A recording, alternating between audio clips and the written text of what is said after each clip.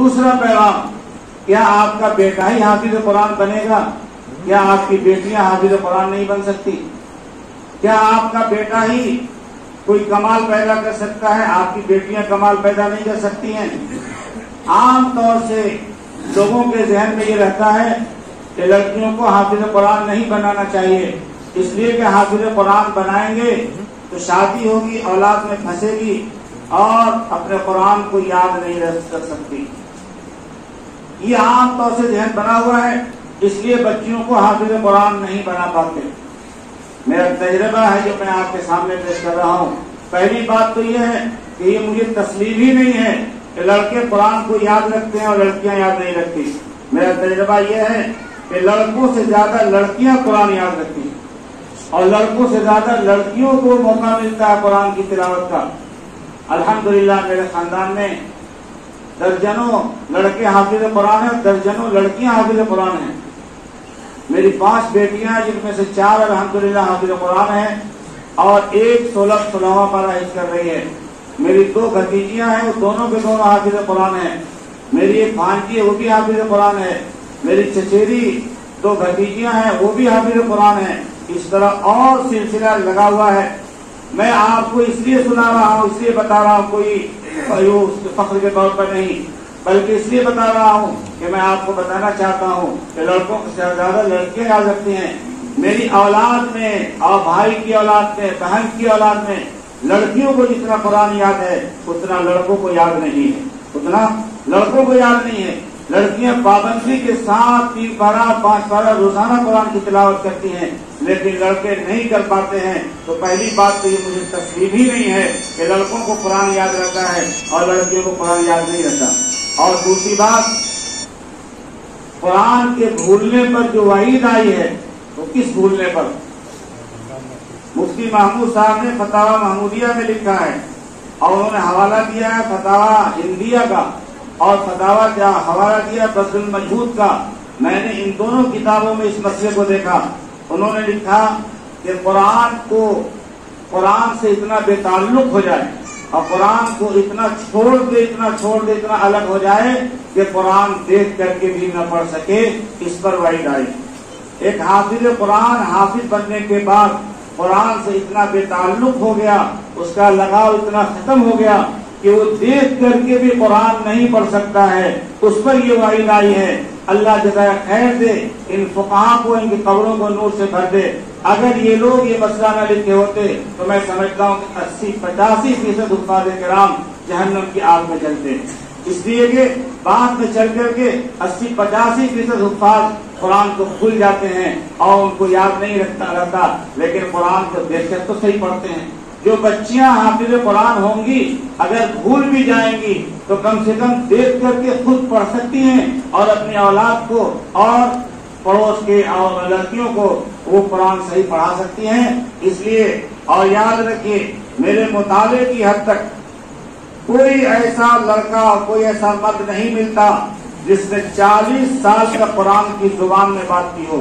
लेकिन एक खातून का वाकया मिलता है कि खातून ने 40 साल तक अगर गुफ्तगू की जुबान से कुछ निकाला और जवाब दिया तो कुरान की आयतों को पढ़ करके जवाब दिया। 40 साल तक उसने सिर्फ और सिर्फ कुरान की जुबान में गुफ्तगू की। ये मकाम अगर हासिल है तो औरत को हासिल है, किसी मर्द को हासिल नहीं है। इसलिए दूसरा पैगाम ये देना है कि लड़कों के साथ साथ हम अपनी लड़कियों को भी हाफिज कुरान बनाएं।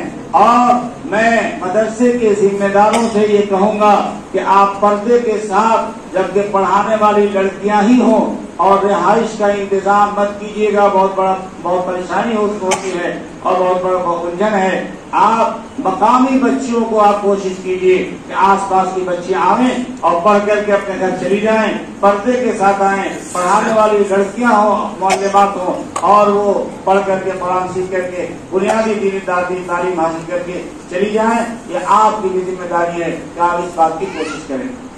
तीसरा पैगाम, क्या लड़के ही कुरान अच्छा पढ़ेंगे और लड़कियां कुरान अच्छा पढ़ेंगी?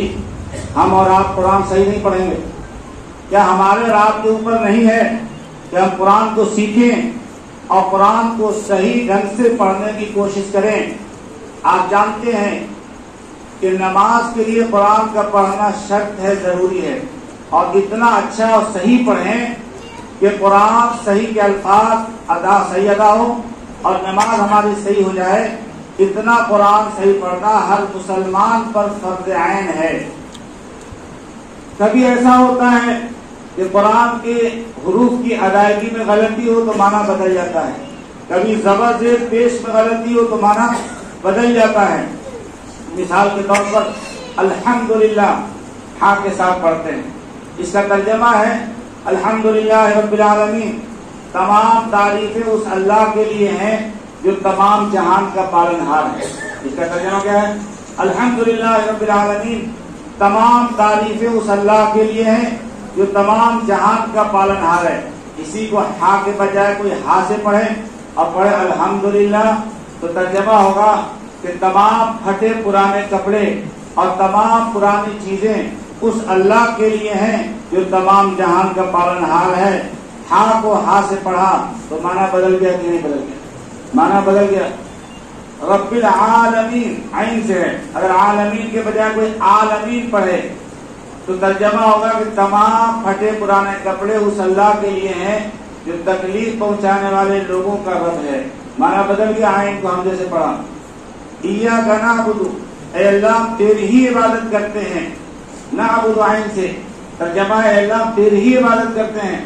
اگر کوئی عین کے بجائے الف سے پڑھے اور پڑھے ایاک نعبد، اے اللہ ہم تیرے لیے وحشی جانور بنتے ہیں. معنی بدل، اے اللہ ہم تیرے لیے وحشی جانور بنتے ہیں. معنی بالکل بدل گیا. عین کو الف سے پڑھا حمزے سے پڑھا معنی بدل گیا. اور قل هو اللہ احد، آپ کہہ دیجئے اے نبی آپ کہہ دیجئے کہ اللہ ایک ہے. اگر کوئی قاف کے بجائے کاف سے پڑھے قل هو اللہ احد، اب پڑھتے بھی لوگ ہیں قل هو اللہ احد، تو اس کا ترجمہ ہوگا کہ اے نبی آپ کھائیے اللہ ایک ہے.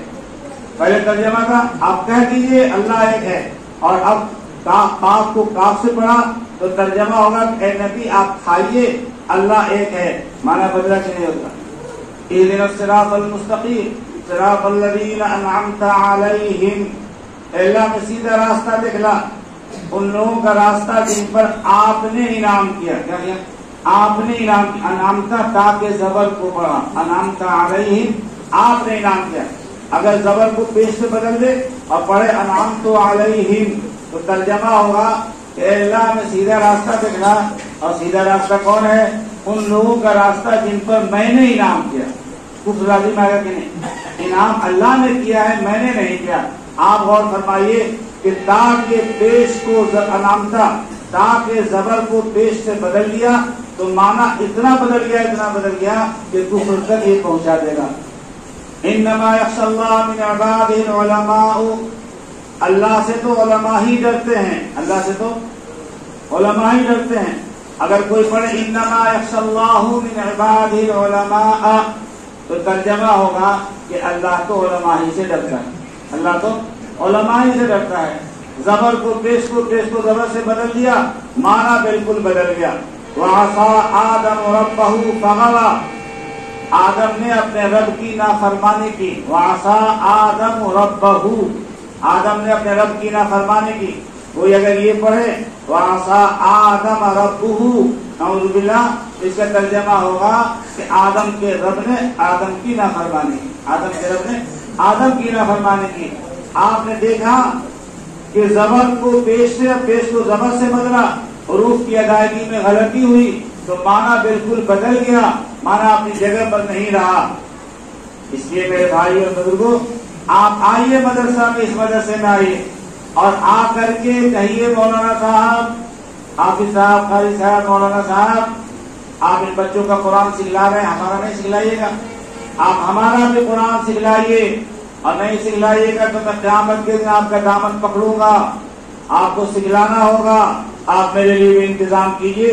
اور میں مدرسے کے ذمہ داروں سے کہوں گا آپ صباحی اور مسائی مکتب چلائیے جس میں بڑے بڑے لوگوں کا قرآن صحیح ہو اور اسکول اور کالج میں جانے والے بچوں کا بھی قرآن صحیح ہو. یہ 3 پیغام میں نے آپ کو دیا.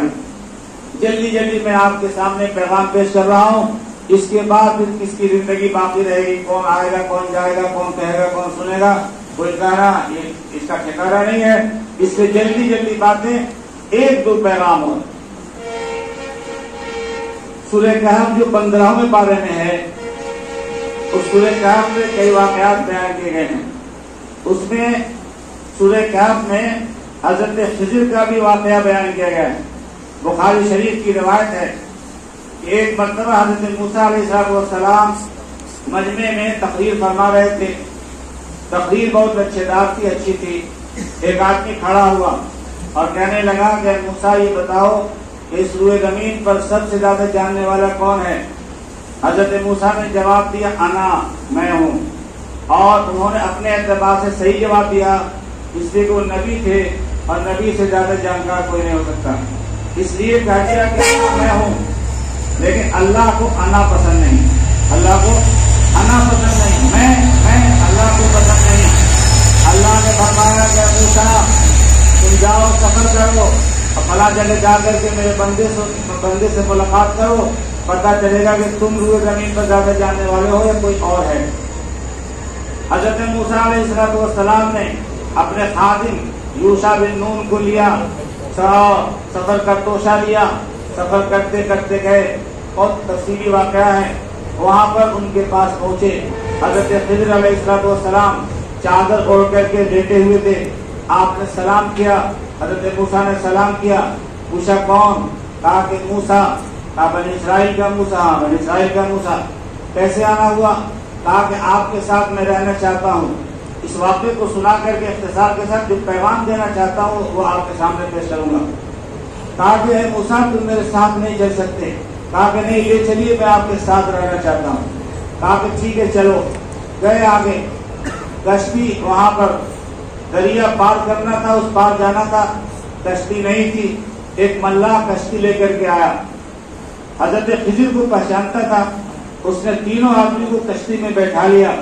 ان لوگوں نے کرایہ دیا لیکن کرایہ نہیں لیا، کہا کہ نہیں آپ سے کرایہ نہیں لے سکتا۔ جب درمیان میں ندی کے درمیان، دریا کے درمیان میں جب پہنچے تو کشتی بالکل نئی تھی۔ حضرت موسیٰ علیہ السلام نے اس کشتی کے ایک پٹرے کو لیا اور کھیڑ دیا۔ حضرت ہاں اصل یہ ہے کہ 3 رات سے میں سویا نہیں، اب ہم کو کیا بول رہے ہیں۔ حضرت خضر نے اس کو پکڑ کے اکھیڑ دیا۔ حضرت موسیٰ جلال میں آئے اور کہنے لگے کہ اے خضر آپ بھی عجیب و غریب آدمی ہیں، ایک فقیر مسکین یہ کشتی کھیلنے والا، اس نے ہم لوگوں کو بیٹھا دیا، کرایہ بھی نہیں لیا اور آپ نے اس کی کشتی کو داغدار بنا دیا۔ حضرت خضر نے کہا کہ موسیٰ میں نے کہا تھا کہ تم میرے ساتھ نہیں چل سکتے۔ کہا بات تو صحیح ہے، مجھے احساس اب ہوا ہے۔ کہا کہ موقع دیجیے۔ آگے گئے، ایک بچہ کھیل رہا تھا، آپ نے حضرت خضر نے اس بچے کو پکڑا، معصوم بچہ تھا، سر کو پکڑا اور اس کو جان سے مار ڈالا۔ حضرت موسیٰ جلال میں آئے اور کہنے لگے کہ آپ بھی عجیب و غریب آدمی ہیں، یہ معصوم بچہ جس کا کوئی قصور نہیں، جس کی کوئی غلطی نہیں، اور آپ نے اس کو جان سے مار ڈالا۔ کہا موسیٰ میں نے کہا تھا تم میرے ساتھ نہیں چل سکتے۔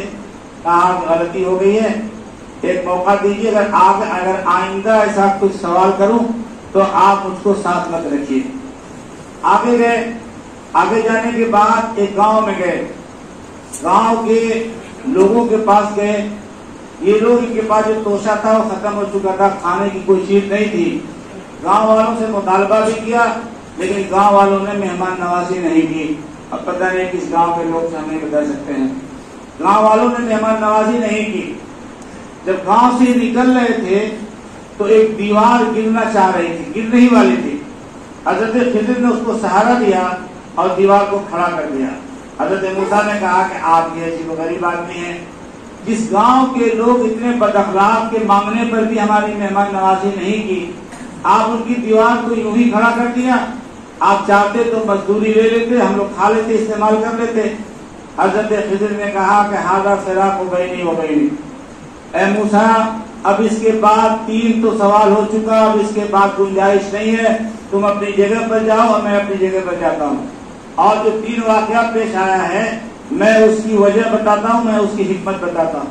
کہا کہ جو میں نے کشتی کو داغدار بنا دیا تھا اس کی وجہ یہ تھی کہ دریا اور سمندر اس پار ایک بادشاہ، ظالم بادشاہ رہتا ہے۔ اس کا حال یہ ہے کہ کسی کی نئی کشتی کو دیکھتا ہے تو اس پر ناجائز قبضہ کر دیتا ہے۔ میں نے سوچا کہ یہ ملا بیچارہ غریب ہے، اسی سے کھاتا اور کماتا ہے، اگر اس کی کشتی داغدار نہیں ہوئی تو ظالم بادشاہ اس کی کشتی پر ناجائز قبضہ کر لے گا، اس لیے میں نے اس کو داغدار بنا دیا۔ اور لڑکے کے بارے میں جو میں نے اس کو جان سے مار ڈالا، اس کی وجہ یہ کہ اللہ نے بتایا کہ یہ لڑکا نافرمان ہوگا، ماں باپ کی بھی نافرمانی کرے گا، اللہ کی بھی نافرمانی کرے گا، اس لیے جان سے مار ڈالا تاکہ اللہ تعالیٰ اس کی جگہ پر صالح اولاد نصیب فرمائے، صالح بیٹا دے اور جو اپنے ماں باپ کی بھی خدمت کر سکے، اللہ کی بھی اطاعت و فرمانبرداری کر سکے۔ اور تیسرا جو واقعہ اس پر میں آپ کو یہ پیغام دینا چاہتا ہوں اس کی روشنی میں۔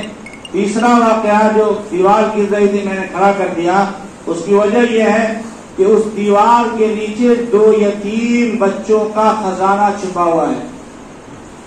ان کے ماں باپ نے اس دیوار کے نیچے خزانہ چھپا کر کے رکھ دیا تاکہ جب یہ بڑے ہوں گے، بالغ ہوں گے تو اس کو نکال کر کے استعمال کر لیں گے۔ میں نے سوچا کہ جس گاؤں کے لوگ اتنے بد اخلاق کہ مانگنے پر بھی نہیں دیا، اگر دیوار گر جائے گی اور ان کی نگاہ خزانے پر پڑے گی تو خزانے کو لوٹ لیں گے اور یتیم بچے اپنے اثاثے سے اور اپنے خزانے سے محروم ہو جائیں گے۔ اس لیے میں نے دیوار کو کھڑا کر کے یہ ان کے خزانے کو اور ان کے اثاثے کو محفوظ کر دیا۔ علماء نے اس واقعے کی روشنی میں ایک نقطہ بیان کیا، ایک حکمت بیان کیا ہے جو میں آپ کے سامنے پیش کرنا چاہتا ہوں، اور اس امید کے ساتھ کہ انشاءاللہ ضرور اس پر بھی عمل کریں گے، جیسے پہلے عمل کیا اور مقررین حضرات کی تقریروں پر عمل کریں گے۔ پتہ نہیں اس سے پہلے ان لوگوں نے کیا کہا کیا نہیں کہا، میں تو سویا ہوا تھا، اس لیے اگر میں سنتا تو کچھ اس کو حذف کر دیتا، ہو سکتا ہے کہ مقررات ہو گئے ہوں، اس کے لیے معافی چاہتا ہوں۔ لیکن بہرحال تیسرا نقطہ علماء نے جو بیان